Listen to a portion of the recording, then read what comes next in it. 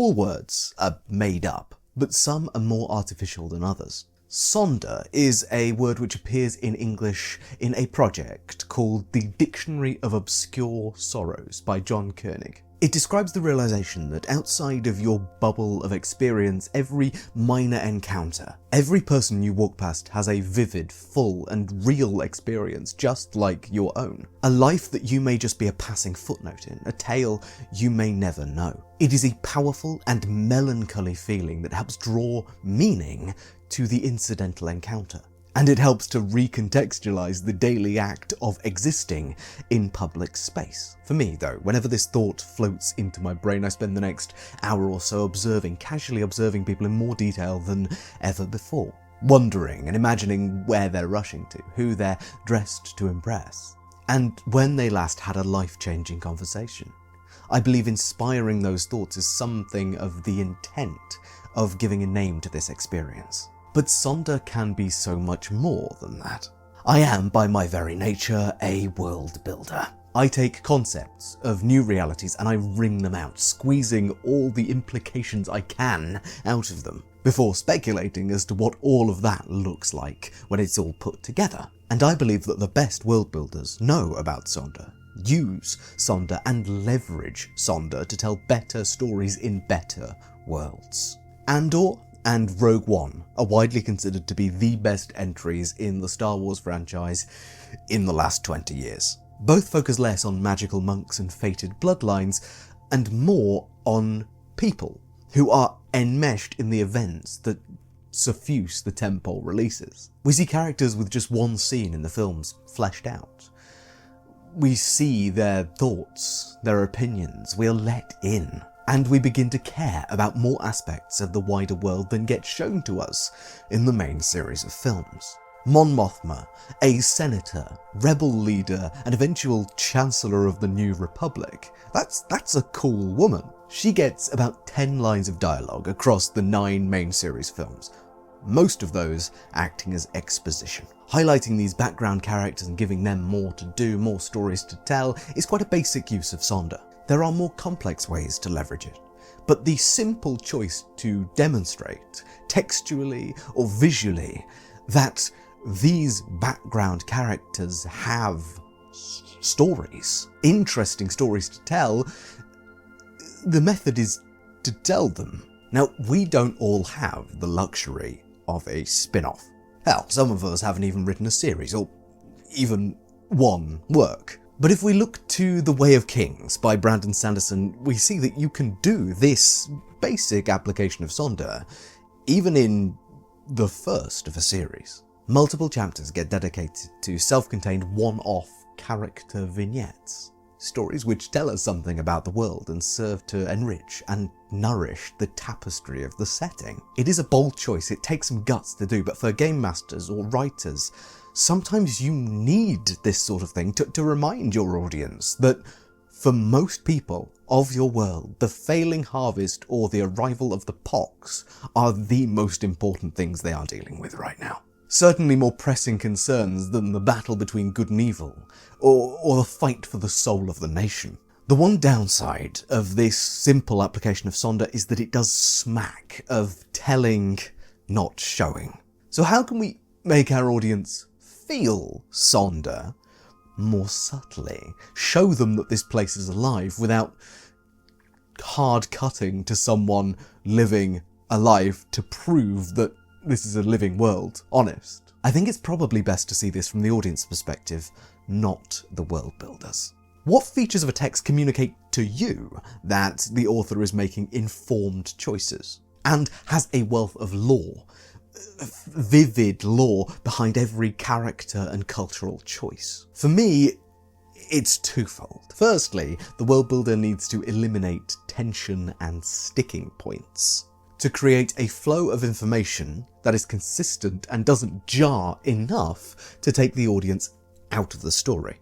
Don't mention a character flushing a toilet in your Dark Ages Beowulf adjacent saga. Second, and it's kind of the exact opposite, is that it's really important to casually and intentionally highlight the weirdnesses of this world, the unusual factors in a way that is non-intrusive and diegetic. So instead of Ragnar returned from the bathroom, grumbling heartily while wringing his hands to dry them of soap suds, we have Ragnar returned from the latrine, grumbling heartily while his fingers traced his god's cleansing ritual in the air. I'm not a great writer.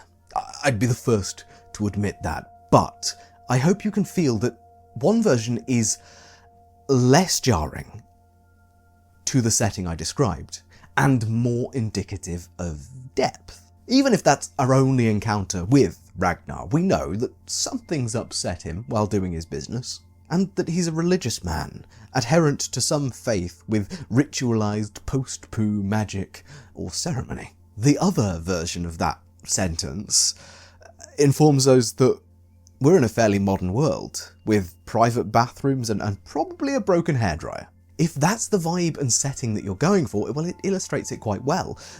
But if Ragnar's in a world of Vikings where divine magic is real and potent, then that second version of the sentence gives us much, much more, and jars us far, far less. Hinting at further depth is such a powerful tool to imply expansive, vivid world building in an audience that it is standard practice in so much of speculative fiction. However, much of this implication of further depth is not done to create Sonder, but to imply a depth of lore.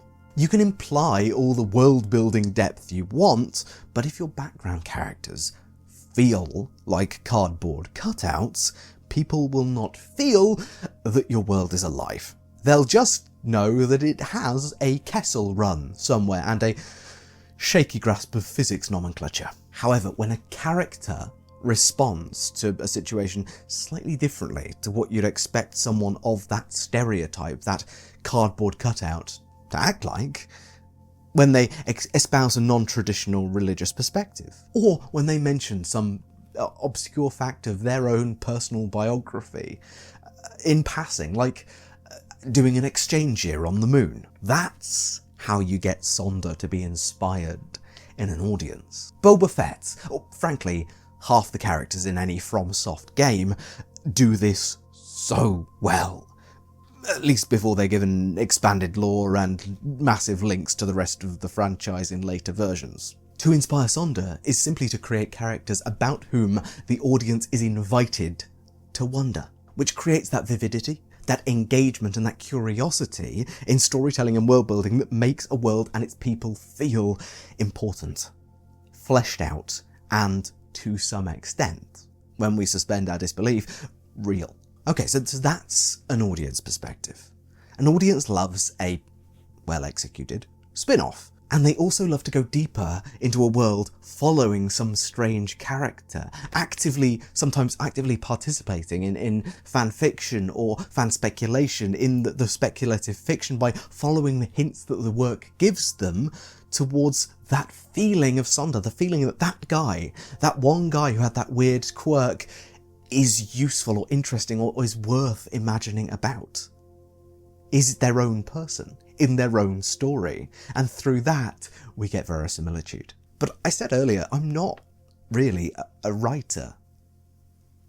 My world building is mostly private, personal, and much of what I dream up won't ever be part of a video or included in one of my TTRPG games.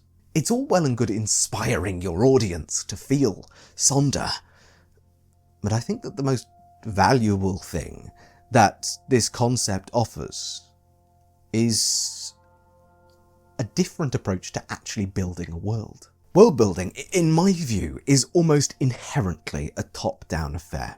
Now, this might piss some people off, and I'm not suggesting that all world builders start with continents and tectonics and then narrow down and down and down until they've got every granular little detail. That's not a universal fact. But the way I see it, the vast majority of world builders do see their worlds as a series of decisions to be made and then set down to then influence other decisions down the line. Even in the most grassroots approaches to world building, we still say things like, well, the people of this tribe would choose to settle here, build their stores here, and govern thusly. Or, even more commonly, the actions of this guy are going to shape the world this way. We might think this is bottom up, but fundamentally we're still imposing a state on the world, just using characters, or tribes, or species, or social organisations as proxies for ourselves, for our decisions. We might have 7 or 8 heroes of history, whose lives and decisions ripple and echo through the ages. But it remains then that the rest of the people are stereotyped and essentialised into broad categorisations of their species, nationality, gender, or some other identity. Yet what we need to remember when world building is that every individual person is a main character of their story, whatever that story might be. And we know this intrinsically. That's why Sonder's such a relatable and powerful concept. What I propose, even just as a break from normal world building, whatever that looks like to you, is to just pick a guy. Someone you've not planned anything for, not an important character to anything you're doing. They could be miles away, they could be completely random even. And just see what they're up to. Check in with them. What problems are going to be at the forefront of their experience based on their biography, based on what you understand or even just make up about them? And how does the world affect them? A nation's chief cartographer, tasked with finding a new trade route across the mountains after an avalanche rendered a previous pass unusable, will be far more concerned about the dangers of nature in the mountains, keeping her team alive and fed, the tools and techniques of her trade, and how to support those tools with local knowledge, or magic, or diplomacy. Her country might be at war, her people at the centre of some dastardly plot, or ruled by some draconic overlord. And these might play into her decisions, but first and foremost, this woman and her team must survive and succeed. A village midwife needs to gather herbs to induce labour before a local woman, her friend, weakens any further. A town guard getting to grips with the new force shields that have come down from on high. A priest blessing a mass grave of a village afflicted by a plague. These are the most important things in their lives right now. And the intentional act of taking time away from building this world up around them, not only lets you see and you feel and you experience that the people of your world are people with their own wants and goals and difficulties and challenges that may be unrelated to anything you're working on now, but this also serves as a litmus test for the world building decisions you've already made. That rare numbing herb that you invented 3 weeks ago that grows on cliff sides may prove useful. The creeping sickness which kills healthy seeming folks within 5 days and is highly infectious, or those newfangled force shields issued to the guards of a city. These elements, they have delayed impacts. They affect far more than just the people you intend them to, and their existence can reach back into a world's history and inspire new avenues for medicine, defence, research, or faith. And by limiting the focus of your view to one person's perspective, you also lessen the pressure on yourself to set something in stone. None of this Sonder wandering has to become a social reality that is universal around your world. It doesn't have to go in your big lore document. It's just how someone, one person, this one hero for the moment, at some point, solved the problems in front of them. None of this needs to stick. But what it does do is it widens your bank of responses, your cultural reference book. And these experiences can be thrown in. They can be referenced as idioms, as historical fact in some minor way, like the Kessel Run, or as cautionary tales. Rather than inventing plausible-sounding proper nouns or random local historical facts, have someone live them. Expand the cast of people in your world. Whenever you get tired of deciding things. Play. See what the resourceful, interesting, active people of your world might actually come up with. And perhaps you too can experience Sonder for the people of a world you know you will never meet. I hope that's an insight, a useful insight to some of you out there. If it wasn't, well, I'm sorry to have wasted your time, but I hope you've enjoyed the ride anyway, and I hope you think a little more about what people are doing in your world anyway. But with all that said, I've been Tom, otherwise known as the GrungeonMaster. Thank you so much for watching, and I hope to see you in the next video.